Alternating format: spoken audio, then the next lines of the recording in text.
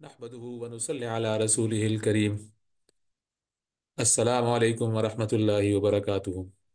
आज हम बात करना चाहते हैं अल्लाह ताला की कायनात में इंसानी इख्तियार का दायरा कार। अल्लाह ताला ने इस दुनिया को तख्लीक किया, इस कायनात को तख्लीक किया। इसमें जो मखलूक़ात हैं उनको तख्लीक किया, सूरज चाँद सितारे, पौधे और मुख्तलिफ मखलूक़ात, और इंसान और जिन भी इसकी मखलूक़ात का हिस्सा हैं। इंसान और जिन को अगर हम थोड़ी देर के लिए एक साइड पे रखें तो जो बाकी मखलूकात हैं, अल्लाह ताला ने उनको पैदा किया, और पैदा करने के बाद उनके लिए कानून मुकर्रर किए। और इस कानून से मुराद उनकी शरीयत है, उनकी कि उन्होंने किस तरीके से अल्लाह ताला की बंदगी करनी है। वो कवानीन उनके लिए मुकर्रर हैं, और फिर ये कि ये मखलूकात अल्लाह ताला के हजूर ये इख्तियार नहीं रखती कि वो अल्लाह ताला की बंदगी करें, चाहे तो, और चाहे तो अल्लाह ताला की नाफरमानी करें। बल्कि उनको बहरहाल चाहते हुए या ना चाहते हुए अल्लाह ताला की बंदगी करनी होती है। और ये कवानीन उस लिहाज से ये तमाम मखलूक़ात अल्लाह ताला की मुस्लिम हैं, मोमिन हैं, और अल्लाह ताला की मुती व फरमाबरदार हैं। इसमें सूरज चाँद सितारे, जानवर, नबातात, सब कुछ ही और कायनात के मुख्तलिफ जो सैयारे हैं वो सब भी शामिल हैं जो हमारे इल्म के अंदर मौजूद हैं। इस कायनात के अंदर अल्लाह ताला ने जो कवानीन रखे, उस कवानीन का इंसान भी मुशाहिदा कर सकता है। मिसाल के तौर पर कि अगर एक किसी भी ऑब्जेक्ट को ऊपर उछाला जाएगा तो वो उसको ज़मीन एक ख़ास कुव्वत से नीचे खींचेगी, और वो ग्रेविटी उसकी 9.8 के साथ उस पर उसको फॉलो करना पड़ेगा, चाहे वो उसका ताल्लुक जिस भी मखलूक से हो। इसी तरह अल्लाह ताला ने सूरज चांद सितारे और ज़मीन के दरमियानों में जो फासले रखे, वो भी अल्लाह ताला ने मुकर्रर फरमा दी, और उस फासले को वो मखलूकात अपने अपने दायरा कार में मेंटेन रखती हैं, और वो मुकर्रर रहता है। इन्हीं कवानीन को साइंसदान दरअसल अपने मुशाहिदे की बुनियाद पर डिस्कवर कर लेते हैं, और देखते हैं कि ये हकीकत नेचर के अंदर पाई जाती है कि फॉर एग्जांपल कि सूरज और चांद के दरमियान कितना फासला है, और सूरज और ज़मीन के दरमियान कितना फासला है, और चांद और ज़मीन के दरमियान कितना फासला है। ये सब बातें दरअसल साइंसदान उन कवानीन को इस्तेमाल करते हुए उनका मुशाहिदा करते हैं। ये कवानीन ऐसे हैं कि अगर इन कवानीन की क्योंकि ये कवानीन इसलिए बनाए गए कि इनकी पासदारी की जाए, तो इसलिए इन कवानीन की पूरी तरह पासदारी की जाती है। तमाम मखलूकात इसकी पासदारी करते हैं। और मिसाल के तौर पर अगर कोई इन कवानीन की खिलाफ वर्जी करे तो उसको फौरी सजा मिलती है, और फौरी उसका रिएक्शन आता है। और वो नजर आता है कि अगर कोई शख्स पहाड़ पहाड़ से छलांग लगाए तो बहरहाल उसको फौरन ये, क्योंकि उसको गिरना पड़ेगा और उसको कोई नुकसान पहुंचेगा। इसी तरीके से कोई अगर अपने ऊपर कोई जंप लगाए और आसमान में जाना चाहे तो ये उसके लिए मुमकिन नहीं है। तो कभी कभी वो अगर किसी का कानून को तोड़ने की, इंसान या कोई और चीज तोड़ने की कोशिश भी करे तो उसको फौरी उसका नुकसान मिलेगा। इंसान और जिन भी इसी कानून के तहत काफी हद तक जकड़े हुए हैं, कि इंसान और जिन के अंदर, जिनों के अंदर भी जो कुछ भी उनके मामलात हैं वो भी काफी हद तक इसी ही कानून के ताबे हैं। जैसे कि इंसान का अपना जिस्म, कि दिल जिस तरीके से धड़कता है और खून किस तरह गर्दिश करता है, और मुख्तलिफ आर्गन इंसान के अंदर अपना अपना काम अंजाम देते हैं, इसमें इंसान का कोई अमल दखल नहीं, इख्तियार नहीं। और उस में वो अपना अपना काम करते रहते हैं। हाँ, ये ज़रूर है कि इंसान इसके अंदर दखल अंदाजी बहरहाल ज़रूर कर सकता है।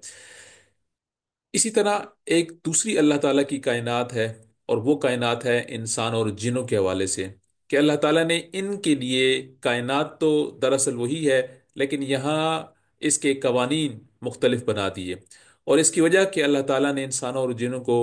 बाकी मखलूक़ात पर एक तरीके से फजीलत अता की है। इंसानों को बिलखुसूस कि फजीलत अता की, और फजीलत वो तीन तरीकों से है। पहली बात तो ये है कि वो शऊर रखते हैं, सोचने और समझने की सलाहियत रखते हैं, जो कि बाकी मखलूकात उस तरीके से शऊर और सोचने समझने की सलाहियत नहीं रखते। दूसरी फजीलत जो इंसानों को अता हुई वो ये कि उनके अंदर बोलने या बामानी बोलने की सलाहियत मौजूद है, जो कि बाकी मखलूकात के अंदर उस तरह की मौजूद नहीं। और सबसे बड़ी चीज़ ये कि अल्लाह ताला ने इंसानों और जिनों को इख्तियार दिया अल्लाह ताला के कवानीन की पासदारी करने का या अल्लाह ताला की कवानीन को तोड़ने का। इस तरह इंसान को ये इख्तियार तो दिया कि वो अल्लाह ताला की बंदगी करे या नाफरमानी करे। और ये जो उसकी बंदगी है या नाफरमानी है, ये उसके माइंड सेट जो उसके दिमाग में पाया जाता है उसके ताबे रहता है। इंसान का अमल दरअसल उसके माइंड सेट या इसके जो कुछ दिमाग में मौजूद है उसके ताबे होता है। और इसकी मिसाल बिल्कुल इस तरीके से है कि इंसान को अगर भूख महसूस हो रही है तो उसको अब खानों की खुशबू भी आएगी और फिर वो खानों की तरफ उसकी खाना के हसूल के लिए जिद्दोजहद भी करेगा। अगर उसको कपड़े उसके दिमाग में घुसे हुए हैं तो अच्छे अच्छे ब्रांड उसके दिमाग में होंगे, उनकी क्या प्राइसेस हैं, किसकी प्राइस कितनी अच्छी है, किसकी क्वालिटी कितनी अच्छी है, ये सब उसके नॉलेज में होगा और उसके हसूल के लिए कोशिश करेगा। अगर उसके दिमाग में मोबाइल और गैजेट्स घुसे हुए हैं तो उसको तमाम कंपनीज का पता होगा, उनके फीचर्स का पता होगा और उसके मुताबिक वो अपने हिसाब से कुछ सिलेक्शन करेगा और उसके मुताबिक उसके हसूल के लिए कोशिश भी करेगा। और अगर पैसा उसके दिमाग में सवार है तो जाहिर बात है वो पैसा हासिल करने की कोशिश करेगा। ज़रूरी नहीं कि हमारी ये जो चीज़ें हैं ये हमारी ज़रूरियात, हमें शऊरी तौर पर इनका पता हो कि ये हमारी ज़रूरियात हैं। शऊरी तौर पर हमें इन ज़रूरियात का पता होना ज़रूरी नहीं है कि हम इनको पूरा करने की कोशिश करें। इस चीज़ का ना मिलना हमें बाज़ औक़ात बता देता है कि ये हमारी ज़रूरत है। जैसे कि हमारी जो बेसिक ज़रूरियात हैं वो उनका ताल्लुक है कि सर्दी से बचने के लिए कपड़े चाहिए और भूख मिटाने के लिए खाना चाहिए। लेकिन कभी कभी इस तरीके से भी होता है कि इंसान को तजर्बा हो जाता है या इंसान का माहौल बता देता है कि ये चीज़ हमारी ज़रूरियात हैं। इस तरह इंसान के दिमाग के अंदर जो कुछ मौजूद होता है उसके मुताबिक उसका अमल ढलता है। फिर एक बात यह भी कि इंसान जिन चीज़ों का मुशाहिदा करता है, महसूस करता है, उसको यकीन कर लेता है। जो चीज़ उसको देख पाता है, जिसको सुन पाता है, यानी फाइव सेंसेस के अंदर उसके नॉलेज के अंदर जो चीज़ें आती हैं उस पर उसका यकीन ज़्यादा होता है। लेकिन ये जो हमने बात की अल्लाह ताला के दो कवानीन की, कि एक कवानीन तो वो हैं जो कि बहरहाल फिजिकल लॉज हैं, केमिस्ट्री के लॉज हैं, बायो के लॉज हैं और एस्ट्रोनॉमी के लॉज हैं और मुख्तलिफ लॉज हैं जिनको बहरहाल जिसके अंदर इंसान भी जकड़ा हुआ है और बाकी जो मखलूकात हैं वो भी जकड़ी हुई हैं, उनको फॉलो करना होता है। लेकिन जैसे ही जो दूसरे मामलात हैं जिनका ताल्लुक सिर्फ इंसान से है और उसको हम कहते हैं इखलाकियात के कानून, यानी वो कवानीन जिनमें इखलाकियात दरअसल बुनियादी जगह पर उसको मौजूद दर्जा दिया जाता है। और इखलाकियात ये है कि इंसान को इख्तियार है कि उस चीज़ को इख्तियार करे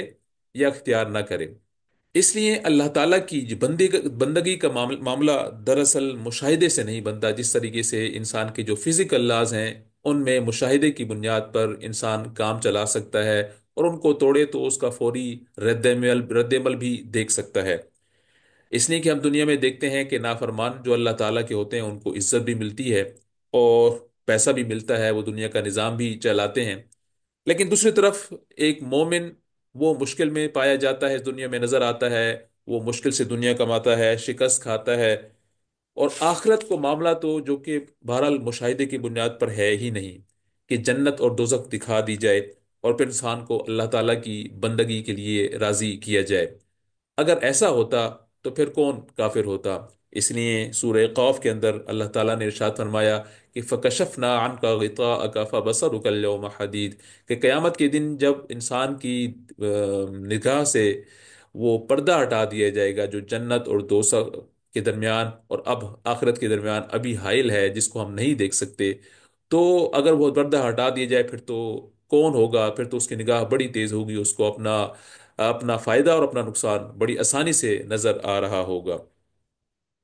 तो दरअसल आखिरत का फायदा या नुकसान का मामला मुशाहिदे की बुनियाद पर नहीं, उन कवानीन की बुनियाद पर नहीं जिनको हम फिजिकल लॉस कहते हैं, कुदरती कानून कहते हैं, नेचुरल फोर्सेस कहते हैं, ان کی بنیاد پر نہیں،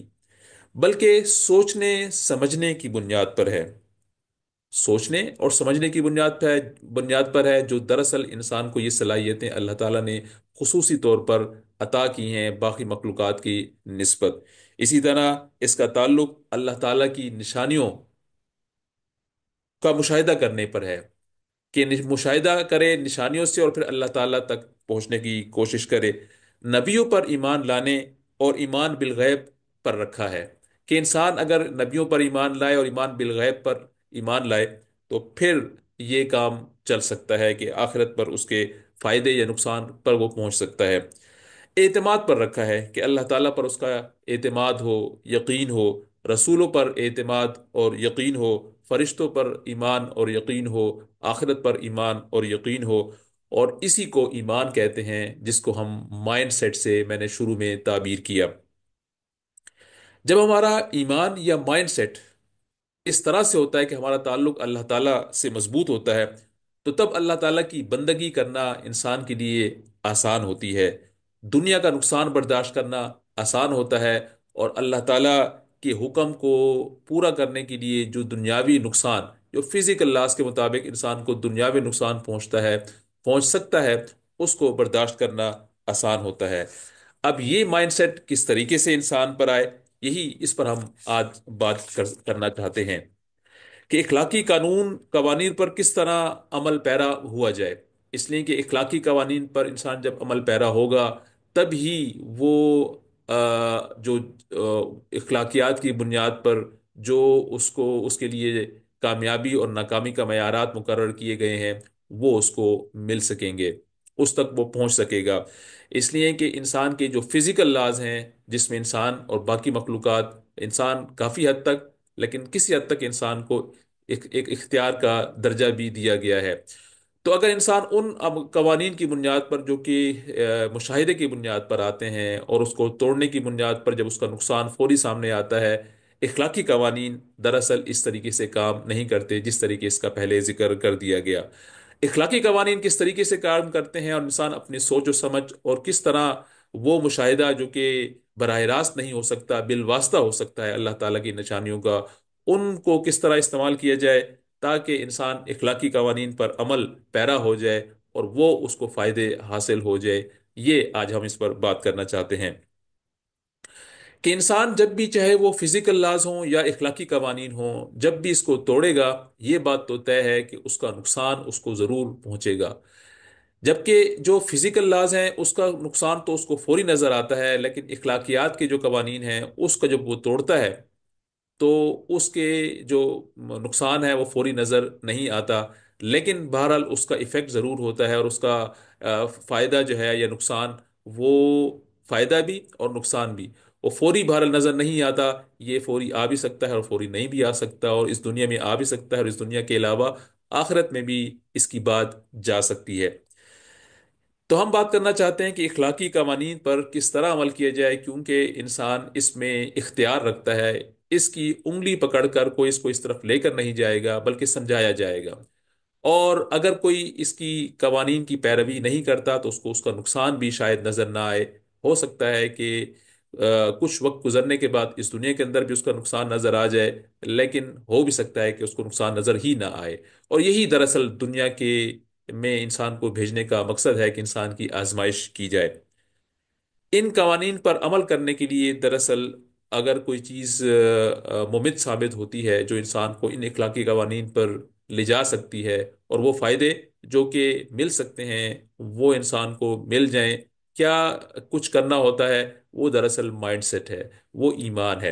اور اس کو ہم اس طریقے سے دیکھتے ہیں کہ سب سے پہلے انسان اس بات کا یقین کرے کہ اس ساری کائنات جو اللہ اتنے کچھ انسان کو فائدہ پہنچانے والی ہے، سورج چاند ستارے چرند پرند اور جانور جو انسان کے لیے مسخر کر دیے گئے، اس کو پیدا کرنے والی کوئی ہستی بہرحال موجود ہے۔ یہ کام خود بخود نہیں چل رہا کہ اتنے درخت پیدا ہوتے ہیں، جانور پیدا ہوتے ہیں اور ان کی غذا کا بندوبست کیا جاتا ہے، پھر وہ بڑھتے ہیں اور اپنی زندگی پوری کرتے ہیں اور انسان کی خدمت کرتے ہیں اور اس کے بعد اس دنیا سے چلے جاتے ہیں۔ یہ سب کام خود بخود ہو رہا ہے جیسے کہ ایتھیسٹ کہتے ہیں، کیسے ہو سکتا ہے؟ ہمارے گھر میں اگر دو مہمان آ جائیں تو ہمارے لیے ان کے لیے کھانے کا بندوبست کرنا، ان کو سلانے کا بندوبست کرنا ہمارے لیے مشکل ہو جاتا ہے، جبکہ اللہ تعالیٰ کی کروڑوں اربوں مخلوقات جو کہ اس خشکی پر پائی جاتی ہیں اور سمندر کے اندر پائی جاتی ہیں، اور پھر یہ پتنی کتنی مخلوقات اس کائنات، اور پھر کتنی کائناتیں ہیں جو اللہ تعالیٰ کی اس گیلیکسیز اللہ تعالیٰ نے بنائی کی جس کو انسان آج تک جان ہی نہیں سکا، وہ خود بخود کیسے چل سکتی ہے؟ اس لیے دراصل ان تمام چیزوں کو بنانے والا اور چلانے والی ایک ہستی لازمی ہونی چاہیے، اور پھر یہ کہ ہستی صرف ایک ہی ہو سکتی ہے، زیادہ نہیں ہو سکتی، اس لیے کہ اگر یہ ہستیاں زیادہ ہوں تو ایک سورج کو مغرب سے نکالے اور ایک سورج کو مشرق سے نکالے تو آ، ایک فساد برپا ہو جائے اس کائنات کے اندر۔ پھر ہم دیکھتے ہیں کہ یہ جو سسٹم ہے اللہ تعالیٰ کی کائنات کا، وہ لاکھوں سالوں سے چلا آ رہا ہے۔ سورج زمین کے گرد ایک خاص طریقے سے چکر لگاتا ہے، اور ایک وقت مقرر ہے کہ وہ اتنی اس کے اندر باقاعدگی ہے کہ ہمارے یہ باقاعدگی انسان کے لیے کرنا ہی ناممکن ہے۔ سوچیں کہ آج 29 مارچ 2025 ہے، اور 29 مارچ 2021 میں بھی سورج اسی ٹائم پر طلوع ہوا ہوگا اور اسی ٹائم پر غروب ہوا ہوگا ہمارے سائنس کے علم کے مطابق۔ تو یہ باقاعدگی تو انسان بھی نہیں کر سکتا، اگر سب کچھ پلاننگ بھی کر لے اور کہیں اس نے پہنچنا ہو یا کہیں سے نکلنا ہو تو یا تو وہ وہاں پہلے پہنچ جائے گا یا بعد میں پہنچے گا۔ تو یہ تو بہت ہی مشکل کام ہے کہ انسان بالکل اسی وقت پر پہنچ جائے، لیکن اللہ تعالیٰ کا پورا نظام ایسے ہی چل رہا ہے کہ جس چیز کے لیے جو وقت مقرر کیا گیا ہے، جتنی عمر مقرر کی گئی ہے، وہ چیز وہاں اس جگہ پر پہنچ جاتی ہے۔ اللہ تعالیٰ نے پھر یہ نظام بنانے کے بعد ان کے درمیان ایک توازن بھی قائم کیا، اور اس توازن میں کوئی گڑبڑ بھی نہیں ہوتا، ہر مخلوق اپنے اپنے ذمے کی جو ذمہ داری ہے وہ ادا کرتی ہے۔ اس طرح اس کائنات کا اس کائنات کو وجود میں لانے والی صرف ایک ہی ہستی ہے، اور وہی اس کائنات کو چلا بھی رہی ہے۔ سب سب مخلوقات اللہ تعالیٰ کے قانون کی سرتابی کرتے ہیں، اور وہ فزیکل لاز ہیں، اور اسی میں ہی ان کی بندگی ہے، اور اس لحاظ سے وہ سارے کے سارے مسلمان ہیں۔ اور جہاں جہاں اس انسان کا اختیار موجود نہیں، وہ بھی چاہے اس کا تعلق کافر سے ہو یا مسلمان سے ہو، اس معنوں میں وہ شخص بھی، وہ انسان بھی مومن ہی ہے، کیونکہ اللہ تعالیٰ کی وہ نافرمانی ان معاملات میں کر ہی نہیں سکتا۔ یہ حکم جو اللہ تعالیٰ پوری کائنات کے اوپر چلا رہا ہے، اس کے لیے طاقت کے علاوہ علم بھی درکار ہے۔ کائنات کو بیک وقت دیکھنا، تمام مخلوقات کی ضروریات کو جاننا، بیک وقت سننا اور ان کو جواب دینا، یہ تمام مخلوقات کے لیے اگر کوئی ہستی اگر موجود ہے، وہ اللہ تعالیٰ کی ہی ہستی ہے۔ انسان کی تباہی کی وجہ کہ انسان اس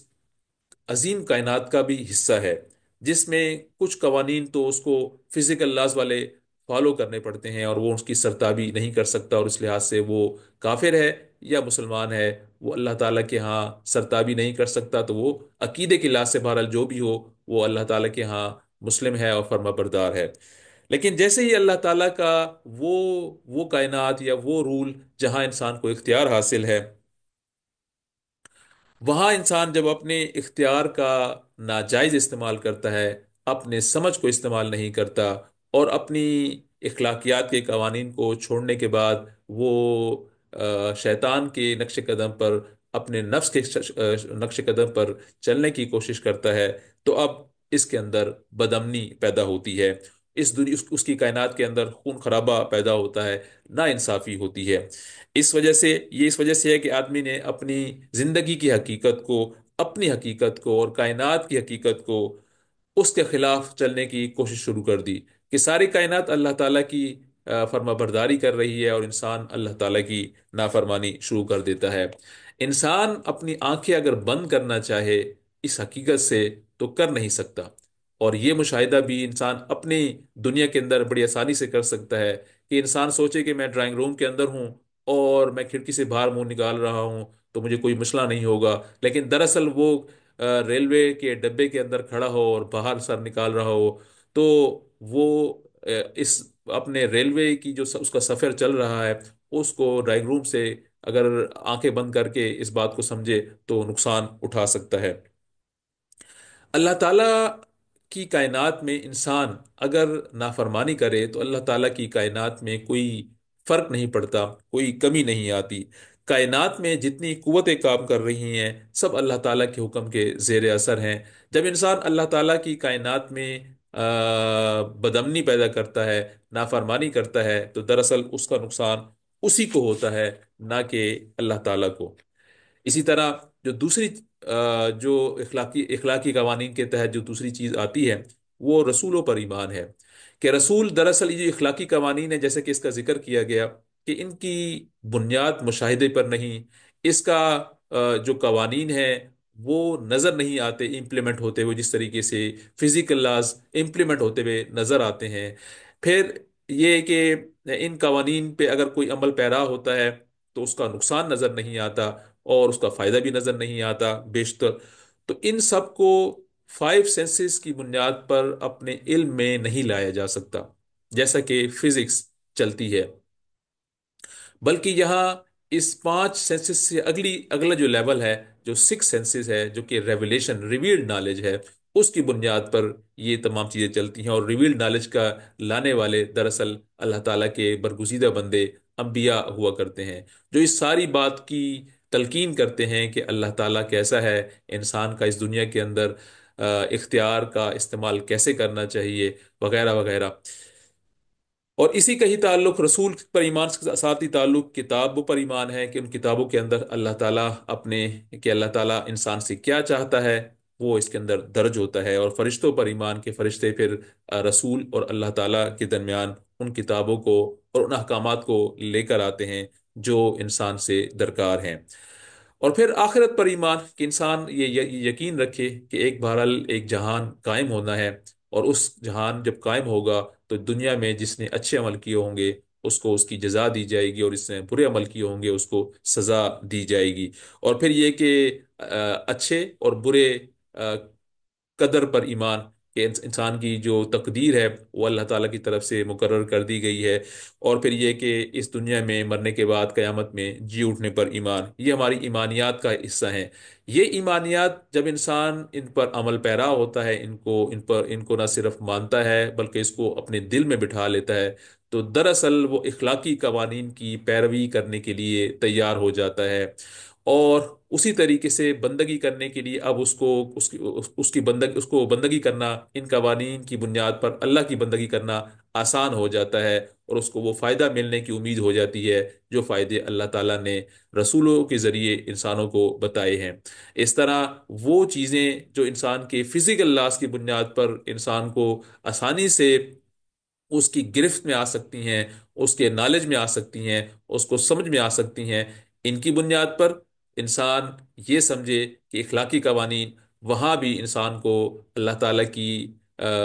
قوانین کی پیروی کرنی پڑے گی، جس طریقے سے فزیکل لاز کی وہ پیروی اس دنیا کے اندر کرتا ہے۔ جب انسان ان دونوں قوانین کی پیروی کرتا ہے تو دراصل اس کی کائنات کے اندر امن قائم ہوتا ہے، اس کو فائدہ نصیب ہوتا ہے، اور ناانصافی اس دنیا سے ختم ہوتی ہے۔ اللہ تعالیٰ سے دعا ہے کہ اللہ تعالیٰ انسان کو اور ہمیں، اللہ تعالیٰ ہمیں جس طریقے سے ہم فزیکل لاز کی پابندی کرتے ہیں اور پابندی کرنے پر مجبور ہوتے ہیں، اس طریقے سے اللہ تعالیٰ ہمیں اپنے سوچ و سمجھ کو استعمال کرتے ہوئے اخلاقی قوانین کی پابندی کرنے کی توفیق عطا فرمائے۔ سبحانک اللہم و بحمدک اشہد ان لا الہ الا انت استغفرک و اتوب الیک۔